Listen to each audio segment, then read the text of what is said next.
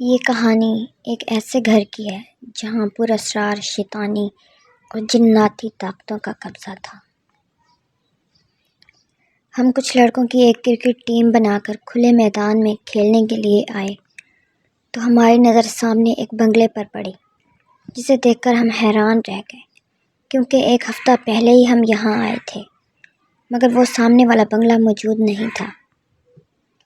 پھر قاسم نے مجھ سے پوچھا، علی، یہ بنگلہ پچھلے ہفتے تو نہیں تھا جب ہم یہاں کھیلنے آئے تھے، تو اب کیسے؟ اتنی جلدی کیسے تعمیر ہو گیا؟ میں نے کہا، ہو سکتا ہے جلدی میں کسی نے تعمیر کروا لیا ہو، ہمیں کیا، چلو کھیل شروع کرتے ہیں۔ پھر ہم کرکٹ کھیلنے میں مصروف ہو گئے۔ احمد نے زور سے چھکا لگایا تو بال سیدھی اسی بنگلے کے اندر جا کر گری۔ میں نے قاسم سے کہا، جاؤ بچے، تم جا کر بال لے کر آؤ، کیونکہ ہماری ٹیم میں سب سے چھوٹے تم ہو، پھر بنگلے کے اندر تم کود جاؤ گے تو کوئی اعتراض بھی نہیں کرے گا۔ قاسم نے کہا، مجھے ڈر لگتا ہے، تم میں سے کوئی اور چلا جائے۔ میں نے کہا، ڈرنے کی کیا بات ہے، اتنا خوبصورت بنگلہ ہے، پھر باہر گیٹ پر بھی تالا لگا ہوا ہے، جاؤ جا کر گیند لے کر آؤ۔ میں نے اسے سمجھاتے ہوئے کہا۔ وہ نہ چاہتے ہوئے بھی چلا گیا۔ گیٹ کے پاس رک کر اس نے ادھر ادھر دیکھا، پھر لوہے کے گیٹ پر کسی طرح چڑھا اور اندر کی جانب کود گیا۔ ہم باہر بیٹھ کر اس کا انتظار کرنے لگے۔ تقریباً 15 منٹ بعد احمد نے پریشان ہو کر مجھ سے پوچھا، علی، 15 منٹ ہو گئے اور قاسم ابھی تک نہیں آیا، ہمیں جا کر دیکھنا چاہیے کہ آخر کیا مسئلہ ہے، اسے گیند کیوں نہیں مل رہی۔ میں نے کہا، ٹھیک ہے، چلو چل کر دیکھتے ہیں۔ پھر ہم سب لڑکے چل پڑے اور گیٹ کے پاس جا کر زور سے قاسم کو پکارا، مگر اس نے کوئی جواب نہ دیا۔ ہم کافی فکر مند ہوئے۔ پھر ہم سب کے سب گیٹ پر چڑھے اور بنگلے کے اندر کود گئے۔ اندر جا کر ہم سب دوست بت بنے حیرت سے عجیب و غریب اور خوفناک مناظر دیکھ کر تھر تھر کانپنے لگے۔ وہ گھر باہر سے جتنا خوبصورت تھا، اندر سے اتنا ہی خوفناک اور ڈراؤنا تھا۔ جگہ جگہ بڑی بڑی مکڑیوں کے جالے جو پورے گھر میں پڑے ہوئے تھے، کہیں پر ہانڈی الٹی لٹکی ہوئی تھی اور کہیں پر کھوپڑیاں پڑی ہوئی تھیں۔ مختلف قسم کی عجیب اور بڑی بڑی چمگادڑیں ادھر ادھر اڑ رہی تھیں، اور ان کی عجیب و غریب چنگھاڑ نے ہمیں خوفزدہ کر دیا۔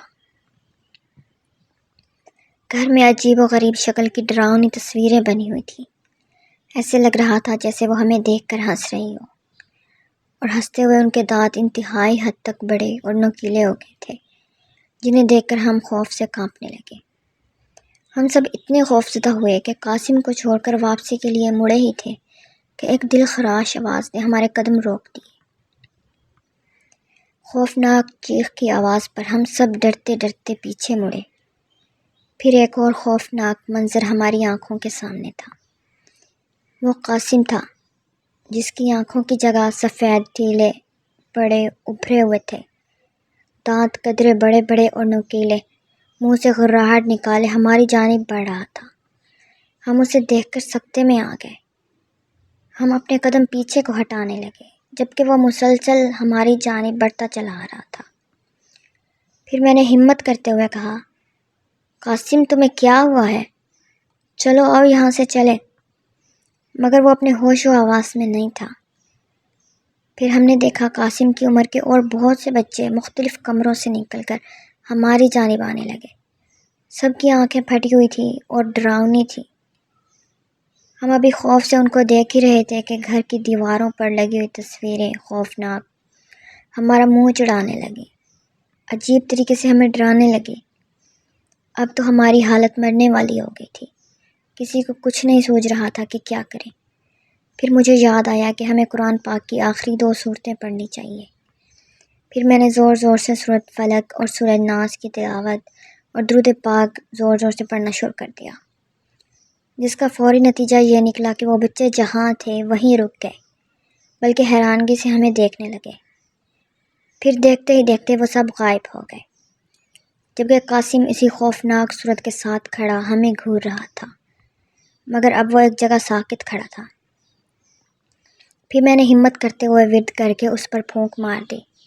وہ فوراً نیچے گرا اور بے ہوش ہو گیا۔ تھوڑی دیر بعد وہ اصلی شکل میں آ گیا۔ میں نے دوستوں سے کہا جلدی سے اسے اٹھاؤ اور نکلنے کی کرو، ہم شاید جناتی محل میں آ گئے ہیں، یہاں جنات رہتے ہیں، ہمیں یہاں نہیں آنا چاہیے تھا۔ سب آگے بڑھے اور قاسم کو اٹھانے لگے۔ اسی دوران سب نے ڈرتے ڈرتے بھیانک تصویروں پر نظر ڈالی تو ان کی شکلیں تبدیل ہو کر چڑیلوں میں بدل گئی تھیں۔ اب تو ہمیں اپنی موت یقینی نظر آنے لگی تھی۔ قاسم کو ہوش دلانے میں جو ہی ہم کامیاب ہوئے، سب گیٹ کی طرف بھاگنے لگے۔ ہمیں اپنے پیچھے خوفناک قہقہوں کی آوازیں آنے لگی، مگر کسی نے بھی پیچھے مڑ کر نہیں دیکھا۔ پھر ہم سب پھرتی سے گیٹ پہ پاؤں رکھ کر دیوار پر چڑھے ہی تھے کہ کسی اندیکھی طاقت نے ہم سب کی ایک ایک ٹانگ پکڑ کر نیچے کی جانب کھینچا، مگر ہم مضبوطی سے دیوار کو پکڑے رہے۔ پھر میں نے سب سے کہا جس کو جو کچھ بھی قرآن پاک آتا ہے پڑھنا شروع کر دے۔ سب کو آخری سورت آتی تھی، انہوں نے زور زور سے تلاوت شروع کر دی۔ قاسم چھوٹا تھا، اسے صرف درود پاک پڑھنا آتا تھا، اس نے زور زور سے پڑھنا شروع کر دیا۔ سب سے پہلے اس کی ٹانگ آزاد ہوئی اور وہ دیوار سے نیچے باہر کی جانب کود گیا۔ پھر اس کی دیکھا دیکھی ہم نے بھی درود پاک کا ورد کیا اور سب جنات کی گرفت سے آزاد ہو گئے۔ پھر ہم سب بھی تیزی سے نیچے کود گئے اور اس خوفناک گھر سے دور ہوتے چلے گئے۔ پھر سب نے خدا کا شکر ادا کیا کہ ہم اس خوفناک گھر سے زندہ بچ آئے۔ پھر ہم سب نے خود سے عہد کیا کہ ہم آئندہ کبھی بھی بند اور ویران گھر میں داخل نہیں ہوں گے، کیونکہ ان میں کسی دوسری مخلوق کا قبضہ بھی ہو سکتا ہے۔